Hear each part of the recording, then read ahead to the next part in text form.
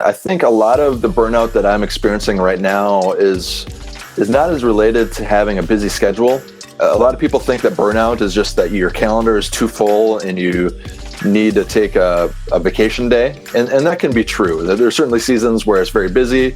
You take a vacation day or you take a holiday, you come back and you're refreshed and you're good to go again, right? And that's very different than the burnout where you're trying to shift your identity from being an entrepreneur to being a husband and a father, and shift your identity from being a successful CEO to being a good person and a good friend. Like those are very, very different things that take long periods of time to transition with, and it's not something that a quick holiday to the beach will solve for. After a decade of leading teams in the tech industry, mentoring and developing people, observing professionals go through various stages in their career growth, having lived through a few burnouts personally, and seen others feeling empty and unfulfilled despite professional success, I'm curious to interview some of the most happy and fulfilled people in the tech world that I have met over the years to learn about what it is that drives their sense of joy and happiness. My name is Kiril Abazher, and this is Happy Tech, podcast about how to be happy in the tech industry. Okay, so here we are. Hi, Jonathan. It's so good to have you. Thank you for joining me today. And would you mind just introducing yourself and sharing a little bit of your tech background? Hi, Kiril. Thanks for having me. I would be happy to. I am a long-term entrepreneur and technologist, starting my career at the start of the dot-com burst. I was able to see firsthand how not to run a startup company. I was part of a company where the founder was a Harvard graduate that got a bunch of money from his rich friends and raised $4 million to spend it as quickly as he could without ever turning out a product or a profit. And it was a great idea. It was a precursor to what is now Google Docs and Google Drive. But at the time, the technology didn't support it, and he didn't have the right team or process or strategy to execute. And that was my introduction into the technology market. And I'm still owed a paycheck from that firm today, now over 25 years later. But so that was my introduction into the tech space. Wow, I never knew that about you. Yeah, for sharing that. That's quite a wild story. It gave me appreciation for how to correctly run an organization, and I went on to work at a nonprofit organization, and then multiple advertising agencies and web development technology shops until 2007. When we had the opportunity to start Creed. I was recently, previous to that, working at a technology firm that was in the process of really trying to amp up their sales. They were trying to get sold and increasing their valuation by taking on any sales they possibly could. Their team was backed up for 4 months, and they were telling me to sell work that needed to be done even sooner than that. Knowing that we wouldn't deliver, I had an ethical dilemma where I was like, how can I ethically promise that this work will be done when I know it won't be? And I ended up quitting for ethical reasons right at the spot. So that was right after the housing bust. So I guess I have some sort of tendency to make major life changes right after, on the heels of major economic collapses in the United States here. But we decided to start Creed because the word creed means a set of beliefs. It gave us a chance to live up to these beliefs. And I was nervous in starting a new organization that I would fall back to old patterns. Just when things are stressful, like a new company is, a lot of times you go back to behavior that you're used to, whether it's good behavior or bad behavior. And I had seen enough negative things in other agencies that I really wanted to create something new. And naming the company Creed gave us a chance to draw a line in the sand and say, this is who we are, this is what we stand for and what we believe in, and have some values that were unchangeable. It gave us a chance to come up with our core values of Creed, which are to be wholehearted in what we do, and to serve other people. Mm-hmm. That combination created an all-in team that was really passionate about the work that we do, that was outward focused, that had a lot of energy and investment in our work. And we started from our basement and grew and grew and grew until we recently sold the company here 2.5 years ago to a division of Delta Dental Insurance. So we've been on the full entrepreneurial roller coaster from start to exit here as an agency. So that's a little bit of my background. Wow, that's exciting. I mean, definitely sounds like you've seen and been through it all. That's for sure. And so, especially with such a diverse background, and having lived through all of those different seasons and the periods of life and of your tech company, what do you like most about working in tech? For me, being an entrepreneur, being in technology is all about being able to create. I'm an individual that was created to create. And when I look at the beauty of creation around me, just the intricate design of nature, of wildlife, of the space and planets and the intelligent design behind it all, I just feel like I am created to also be able to create in my own way. And the things that I enjoy creating are things both in technology and in business that don't exist. The field of technology is moving so quickly that there's always the ability to create something new. That ability to create is what is inspiring to me and why the field of technology is so exciting to be in. Wow.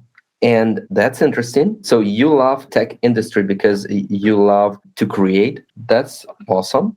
And actually a little bit surprising. Not the sort of answer I would expect, but certainly makes perfect sense. And where else as not in technology, you can create such different things in a very short time with sometimes very limited skill set, right? That's what makes the tech world so different from all the other is the ability to create something fast and with not a lot of knowledge sometimes.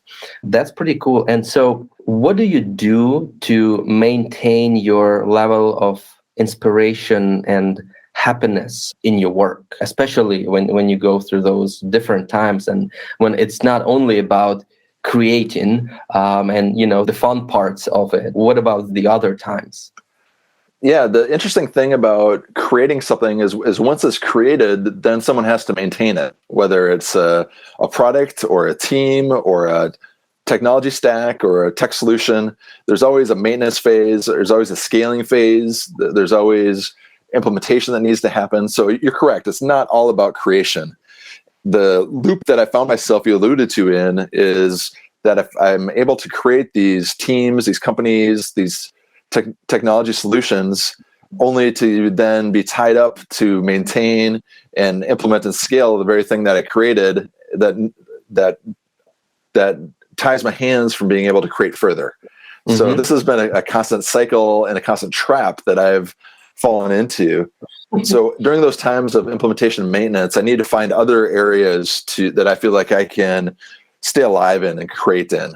One really easy thing to do is to do a lot of reading. I can always be creating in my mind by interacting with authors that have created either different worlds or different ideas, different backgrounds. I can create my own fantasy reality and fantasy novels, or I can live my life through a biography. I can wrestle with intellectual thoughts through a book about life or a book about different disciplines. And that helps keep my mind sharp and allows me to create in a very intellectual sense of the word. Another way to create is to be able to stay in a community of entrepreneurs. Here in the Twin Cities in Minnesota, there's a great local set of different organizations that allow me to interact with entrepreneurs. So even if I'm not creating myself, I can vicariously create through someone else by hearing their story, giving them ideas or tips, being a sounding board for them, maybe being on an advisory board or an informal counselor of some sort, and help them with their creations, if you will, come alongside of them. There's also abilities to invest either time or money into some of these organizations as well. That has been really helpful. And then the rest would just be about maintaining a healthy life, whether it's eating healthy, working out, taking retreats, having a Sabbath where one day each week I remove myself from work to be able to have the mental and physical space to be able to continue to create, or spending time with family and friends. All of those things help maintain a healthy ability to create new things. Wow, that's pretty cool. So actually, three things. Number one is finding something else that inspires you, like reading or whatever the case may be. I think it is important that you realize and you kind of acknowledge that it is a necessary part of life, that once you create, it kind of moves on to a more boring phase when you have to maintain it, like you said, right? And so it's kind of very strategic how you've came up with these pretty much three different things that help you offset and have that balance when you are in this, different phase, when you're not really creating in your work, but it is a necessary part of work. So number one, you find something else that gives you the ability to create. Number two, you stay engaged in a community of creative people, and you whether observe what they do, or you get involved with them, or whatever the case may be. And number three, maintaining healthy life. Yeah, I can definitely see how that can contribute to helping maintain your positivity and inspiration and overall life happiness. And so, but moving on, how about those really low places? So have you ever experienced a burnout? And if you have, what do you do now to avoid that? Yeah, great question. Very insightful. I'm in the midst of trying to deal with a massive burnout myself right now. So you did not know that when you asked me that question, but one of the interesting things about starting and creating a company, as you well know, from scratch, is it takes a lot of energy. It takes a lot of emotional and mental energy to do that, to create that. You have a lot of personal responsibility for this idea that you have and its success. And it's very easy to invest dramatic amounts of both time and emotional energy, but also your identity can get wrapped up in that. That this company or this product that you create can over time become part of you, or can become all of you. And it's very hard to differentiate this business or this creation from yourself. And that creates large problems over time and contributes to burnout, because your business will not always be going well. And if the business isn't going well and it becomes your identity, then all of a sudden you're not well. And there needs to be a healthy separation between your work and the very things that you're working on. And that's much easier said than done. Yeah, that's for sure. In addition to that, in my situation, selling a company is also very stressful. In my case, it would be about a 4-year process from start to finish. Of starting the initiation of acquisition, to doing the due diligence and negotiating all the different terms, to closing the deal, to integrating the different teams together, to setting up new processes, fulfilling a contract period, and then ultimately launching the company to be successful without me. And that was way underestimated for me in terms of the emotional, mental energy to complete the acquisition was another marathon. If the first marathon was creating the business, selling the company was the second marathon. And then right on his heels, implementing acquisition is a whole different process that it was a third marathon. So I'm on my third marathon back to back, and just need to have a break from that and need some rest and sabbatical. So I welcome input from others on ways that they've dealt with burnout, because I'm in the midst of it and honestly have not been handling it super well. First of all, I'm sorry that this is something that you go through. It's definitely not fun and very serious, right? At least it's understandable, right? You had one after another, these 3 different marathons that you mentioned, and it just totally makes sense, with all of that responsibility and family as well. You have 4 kids, right? I do. Yep, I do.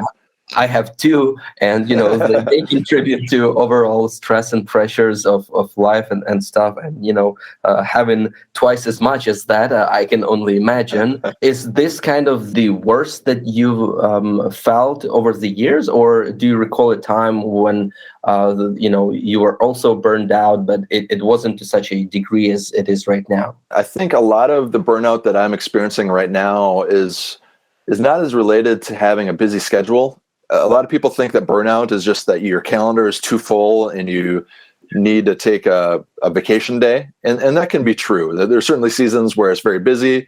You take a vacation day or you take a holiday, you come back and you're refreshed and you're good to go again, right?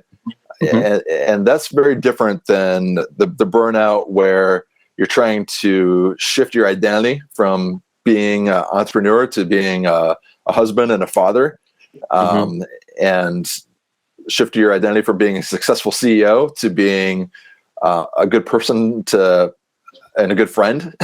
Like those are very, very different things that take long periods of time to transition with. And it's not something that a quick haul. In addition to that, when you are responsible for things, but you can't control them, it's a different type of stress, right? So think about selling a company to new owners and feeling a responsibility to your clients and to your teams and to the quality of your work, but then having other people that are ultimately in charge of that. You still feel a responsibility, but not necessarily the ability to impact that in the same way. That produces a stress that's different than just having one too many meetings that week. So I've been learning a lot about how to refocus on what I can control and who I am, and how to let go of the things I can't control. I mean, it's a constant battle and struggle, but when it clearly isn't your company anymore, it becomes very clear very quickly that I've been placing too much value all the way along on these things that I did versus the relationships, the family, the friends, the things that make me happy are easy to get lost in the process of that. Wow, well, it certainly sounds like what you're going through is you kind of are learning new depths of the burnout and what can contribute to it. It sounds like, you experienced the burnouts before, but you mentioned this in your explanation. Those were things that you were able to deal with by taking short breaks, a day off, or a trip to the beach, or spending recovery time with family or in nature. But this is different, and it's interesting that you've identified this stress that you cannot control. That is caused by things that are way beyond your control, and you're still responsible for the ultimate result. But you find yourself in a situation where you can't really do anything about it because it's beyond, and I can definitely resonate with that. I often find myself trying to balance and work with myself to just like you said, learn to let go of the things that you cannot control. Do not tie yourself very much into it. Don't mix that and work with your identity and who you are. Remember what are the most important things in life, friends, family, health, faith, those things. So thank you for sharing that. And you mentioned that, that's something that you're working on. Are you doing that alone? Are you just, trying to, figure it out on your own? Or do you work with a therapist? Or do you have like deep conversations with friends? Or do you read books? Like, what is the sort of method that you're dealing with that? How are you processing through that? Yeah, great question. All of what you just described are things that I'm working on right now. So I am working with a therapist. I do have some friends, and it's really interesting that some of my friends that have also been in leadership roles have experienced very similar things. So having a community of individuals that understand the kinds of pressures that leaders in today's world face, particularly in technology or in other leadership positions in business, is very validating. We don't always have solutions, but just to know that what I'm experiencing makes sense and is common for other leaders it's helpful to make sure that I'm not crazy, right? Like otherwise you get stuck in your head and feel like, why is this happening to me? When you're able to validate that in a safe community is very important. Also having a strong faith and applying that to my situation has been helpful by reading books, by talking to others, by having people within my church and my greater community to speak into my life has also been very helpful during this time. And then really being open and vulnerable with family, particularly my wife and my kids, it's allowed me to experience them and interact with them in a way that I haven't been able to before. And when you're just running around from meeting to meeting all the time, you're not necessarily always paying attention to what's happening in the lives of those that you're closest to, but taking some time and spending time with my grandfather or my parents that are all aging and having a cup of coffee or bringing dessert over to their house, it can be a very therapeutic thing to do as well. Yeah, absolutely. So you've led teams and you've been responsible for many people for many years. You may have seen other people go through burnout. And what just from your perspective, because sometimes we have these blind spots, right? Sometimes we don't know what we don't know about ourselves. And in fact, it is easier for the other person that sees us on a daily basis, especially when you're working side by side at the office with someone, we see what the other person may be missing. So from your experience, have you observed some of the things that, some people might be just missing on that ultimately contribute to their burnout? Yeah, I think one of the lessons that I've learned here, and one of the helpful things of starting a business with my wife, we started Creed together, is that she can observe me. She knows me better than anyone, and she can give me real-time feedback into how I'm doing. But I think a lot of people that are successful in the business world or in athletics or in academics, they can become trapped by their own performance. If you are successful and people view you as successful, all of a sudden you feel trapped by your success, that you always have to perform at an extraordinary level, and that anything else other than that would let people down, or that people would cease to love you or want to interact with you, or you'd fail them. And that's simply not true. What I've learned is that by taking my foot off of performance and off of the gas pedal of success, has been that I've actually become more relatable to people. When you're more vulnerable, people can relate to that. They open up to you. There's a stronger connection instead of just coming off as a successful CEO or successful in the business world. Most people can't relate to that. Or if they can, they're just trying to compete against you to have more success, which is a non-winning battle. You can never win that. And so just realizing that my worth and my identity is not based on what I can produce or how I can perform, but rather on who I am as an individual, that makes all the difference in the world. And that's something that I'm really working on right now on an ongoing basis, because it's very, very easy to get pulled into the trap, particularly in America, about, perform, success, make more money, get more status. That's the American dream. And to take a step back and say, a lot of people are miserable that have a lot, and to say what is really truly important to me is a helpful exercise to have.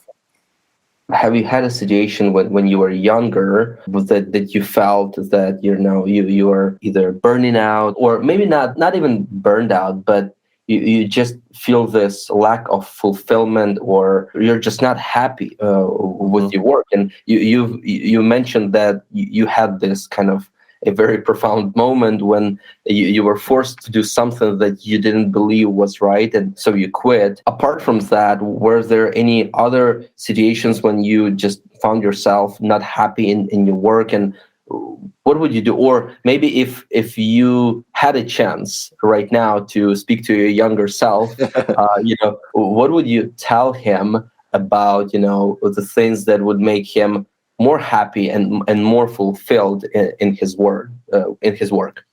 Yeah, a great question. I had a situation when I was in grade school where I moved from one town to a new town, and it was right when athletics was starting at school. So I came to school with no friends, and feeling very intimidated, shy, scared of my new situation. But I found that I was very good at the game of basketball, and that by playing basketball and playing basketball well, other students wanted to be with me and be my friend. So I found pretty quickly that by performing athletically, I could make friends and I could be popular and I could have the kind of status that I wanted.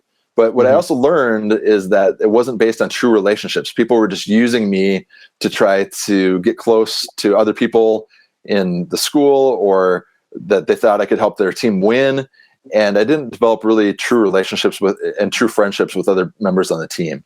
So if I was to go back to that grade schooler again, I would tell him that it's more important to develop authentic relationships and to have a birthday party, invite your friends over, or go out of your way to have hobbies outside of just sports or athletics with other people on the team. Those types of things, instead of trying to perform and play very well so that other people would like me. Right. And that's carried over into the professional world as well. That I think it's very important that you have these relationships that are authentic versus what can I get or what can I give somebody in these relationships instead. Yeah, that is so true. Authentic relationships, that's ultimately the things that makes most of the difference in life. It's a close community. And I very much agree with the fact that, doing things that impress others do not necessarily result in the fulfillment and happiness aspect that you want. You get the attention, you get the admiration, but if, just like you said, if it doesn't bring true friendships, then it's not really fulfilling. To kind of summarize here, and this is my final question for today, but is there anything based on your specific experience? It doesn't have to be right. It doesn't have to be, an advice that you would tell everyone, but just from your experience, is there anything you would recommend to people who are feeling burnt out or are just not happy in their work in general? Yeah, that's a common issue right now with the pandemic. People are more isolated than ever. It's very common right now for people to feel depressed, to feel anxiety, to lose the joy that they once had in their work. And I've certainly experienced all of those things as well. So I'll give you the same advice that I actually gave my wife here, who is feeling some of those very similar things. All right. And that advice would be to focus on self-care, to focus on things that would make you happy, that are not at the expense of other areas of your life, but to make the space for that. So in her case, she's an artist and had been talking for years about taking a pottery class to learn how to create pottery. It makes no money for our family. It is not anything that we would use for ourselves. It's just for the pure enjoyment of doing something for herself.